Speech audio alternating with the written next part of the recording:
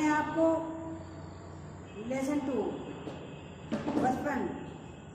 बचपन पढ़ा रही हूँ और आप ध्यान से पढ़ोगे। मैं आपको इसका सारांश समझाऊंगी और आप घर पे बैठ करके इस लेसन को कंप्लीट रीड करना अच्छी तरह। लेखिका अपने बचपन की लेखिका कह रही है कि मैं तुम्हें अपने बचपन की ओर ले जाऊंगी और मैं तुमसे इतनी बड़ी हूँ कि तुम्हारी दादी भी हो सकती हूँ, तुम्हारी नानी भी हो सकती हूँ और तुम्हारी बुआ भी हो सकती हूँ, मौसी भी हो सकती हूँ। परिवार में सभी लोग मुझे जीजी कहकर पुकारते हैं। हाँ, बैठ लिया। इन दिनों कुछ बड़ा यानी उम्र में सियाना महसूस करने लगी हूँ। इन दिनों मैं अपने आप को बहुत ही बड़ा महसूस करने लगी हूँ, इसलिए पिछली शताब्दी में पैदा हुई थी। क्योंकि मैं पिछली शताब्दी में पैदा हुई थी, मेरे पहनने ओढ़ने का तरीका अलग है। पहले मैं रंग बिरंगे कपड़े पहनती थी, नीले, जामुनी, ग्रे, चॉकलेटी, और अब ऐसा नहीं है। अब मैं सफ़ेद कपड़े पहनती हूँ।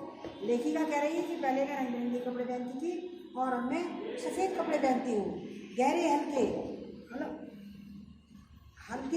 हल्के जैसे नीले, पीले, हल्के रंग के कपड़े पहनती हूँ। पहले फ्रॉक, निक्कर, वाकर, स्कर्ट, लहंगे, गरारे, चूड़ीदार पजामे, ये सब घेर वाले कुर्ते ये पहनती थी, मगर अब मैं ये नहीं पहनती हूँ। बचपन में कुछ फ्रॉक तो मुझे याद है, नीली हल्की धारीदार फ्रॉक, चुन्नट वाले घेरदार फ्रॉक। लेखिका कह रही है कि जो है लेमन कलर के बड़े प्लेटों वाले फ्रॉक जिसके नीचे फैर ताकि है, 2 टूटी भी है, चॉकलेट रंग की अंदर की कोटी प्याजी, ये सब अपनी पोशाक के बारे में बता रही है। लेखिका कह रही है बचपन में मैं अपने स्कूल से आती थी, अपने मोजे खुद धोती थी और अपने नेकर और या मैं अपने कपड़े खुद धो करके डालती थी। नौकर और नौकरानी के भरोसे नहीं रहती थी। इतवार की छुट्टी में जब इतवार की छुट्टी होती थी तो मैं अपने जूते मोजे पॉलिश करके चमकाती थी, अपने जूते पॉलिश करके चमकाती थी और जूते कपड़े या ब्रश से रगड़ती थी, पॉलिश को चमका करके पॉलिश से चमकाती थी जूतों को। सर्वर मुझे आज भी बूट पॉलिश करना अच्छा लगता है। हालांकि नई किस्म के शू आ चुके हैं, कहना न होगा कि ज़्यादा आरामदायक है। हमें नए जूते मिलते हैं, उनके साथ ही छालों का इलाज शुरू हो जाता है। जब हमें नए जूते मिलते हैं तो क्या होता है, वे नए जूते पैर में जो है टाइट आते हैं और उससे छाले पड़ जाते हैं। अब जब कभी लंबी सैर पर निकलते हैं तो अपने पास रुई जरूर रखनी चाहिए। लेखिका कह रही है कि जब हम दूर जाते हैं कहीं तो हमें अपने पास रुई रखनी चाहिए। जूता लगा तो रुई में के अंदर, तो हम तुम्हारे बचपन में, क्योंकि जूतों के अंदर जब हम रुई लगा लेते हैं तो उससे छाले नहीं पड़ते। हर शनिचर को हम ऑलिव ऑयल या कैस्टर ऑयल पीना पड़ता है। हर शनिवार को ऑलिव ऑयल या कैस्टर ऑयल पीना पड़ता। यह एक मुश्किल काम था, यह एक बहुत ही मुश्किल काम था। शनिचर की सुबह में ही नाक में इसकी गंध लाने लगती, इसकी गंध आने लगती थी। हमारे नाक में सुबह से ही इसकी गंध आने लगती थी शनिवार को। आज भी मुझे लगता है कि अगर हम न भी पीते तो शनिवारी दवा तो कुछ ज़्यादा बिगड़ने वाला नहीं था। लेखिका कह रही है अगर हम ये शनिवारी दवा ना पीते तो तब भी हमारा कुछ बिगड़ने वाला नहीं था। बताओ कि तुम्हारे कितनी दूरी हो चुकी होगी। बचपन में दिलचस्पी लेते हैं, ग्रामोफोन या रेडियो, पहले पुराने समय में ना तो ग्रामोफोन थे, ना मोबाइल थे, न टेलीविज़न थे। और हमारे बचपन में क्या था, कुल्फ़ी, आइसक्रीम, कचौड़ी, समोसा, पेटीज, शहतूत, फालसे, खसखस के शरबत, कोक, पेप्सी में, जो कि आज कोक नहीं, लेमन में विमटो भी मिलती है। शिमला और नई दिल्ली में बड़े बड़े बच्चों को वेगर्स और डेवी को रेस्टोरों में चॉकलेट पेस्ट्री मजा देने वाली होती है। हमारे घर मॉल से ज़्यादा दूर नहीं था, थोड़ी सी चढ़ाई और गिरजा मैदान पहुंच जाते और उतराई और मॉल पर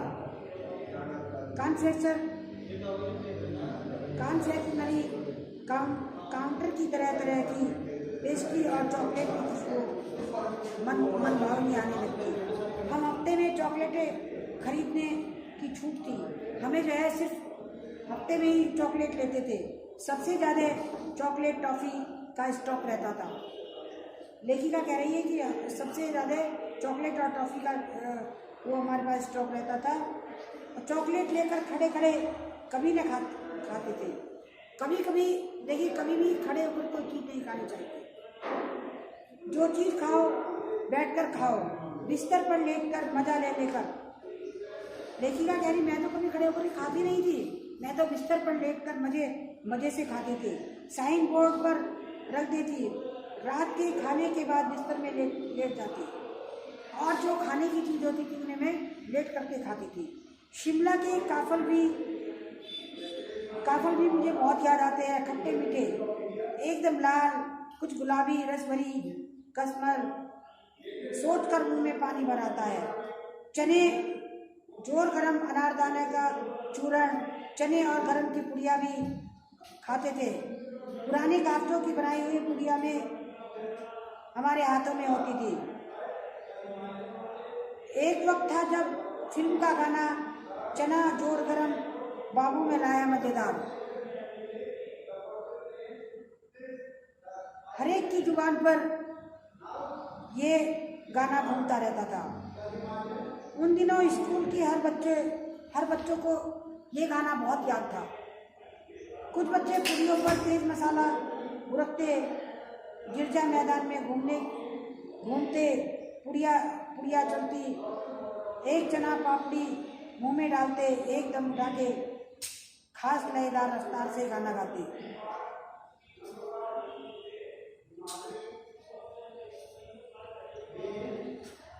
हम घोड़ों की कमतर नहीं समझते, उन पर हंसते। ननिहाल के हष्ट उनकी बात फिर भी हमें अच्छी लगती थी। रंग बिरंगे गुब्बारे, चाकू का पहाड़, घाटियाँ, पर्वत, यीशु और कुछ ये सब हमें अच्छे लगते थे। आकाश में सूर्यास्त हो रहा है, गुलाबी सुनहरी धारियाँ नीले आसमान पर फैली हैं। पहाड़ों पर के मुखड़े पर गहराई लगी है, भूरे रंग की गहराई लगी है।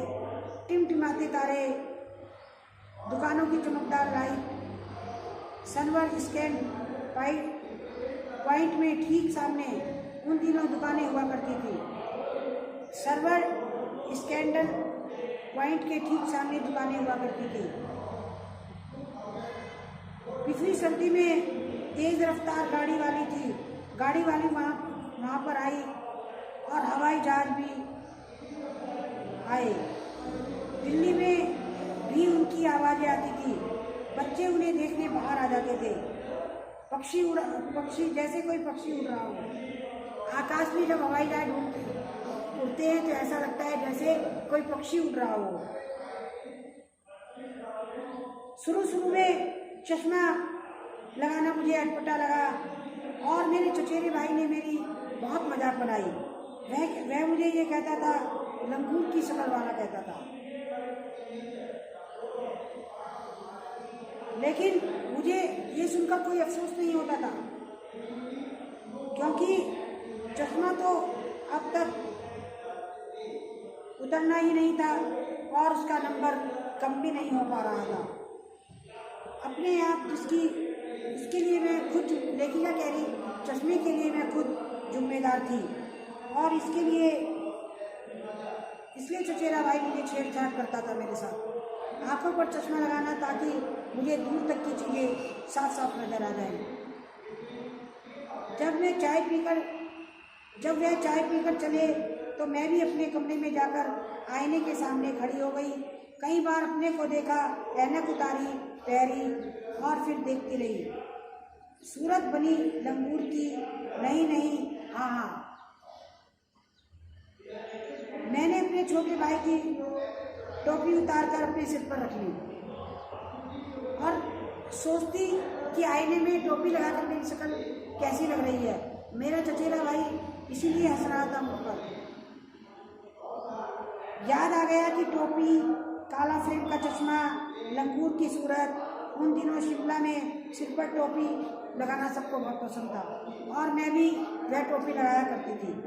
मैंने कई रंग की टोपियाँ जमा कर रखी थी, दुपट्टों की ओढ़नी सहज कर रखी थी।